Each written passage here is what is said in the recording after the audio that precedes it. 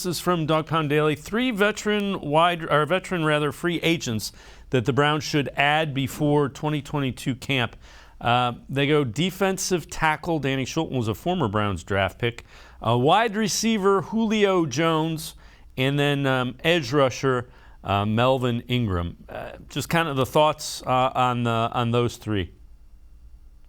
Well, Shelton, I don't think that would be like a very exciting a move for them to make, but I think it'd be like a very valuable one.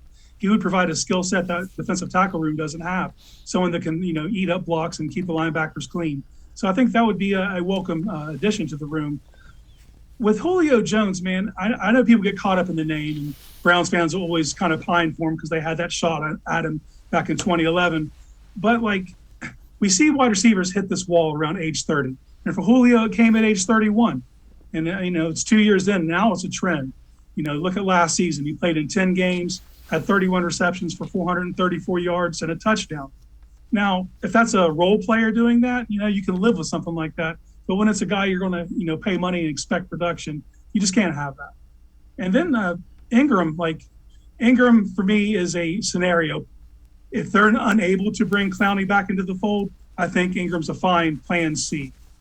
But you can't bring Ingram in and ask him to be a role player. We saw how that played out in Pittsburgh. He could not find the door fast enough. Yeah, that was the Mike Tomlin, we're looking for volunteers, not hostages. And he was very productive as far as snap count and sacks when he played. But, yeah, I'm with you. Clowney's probably the first pick.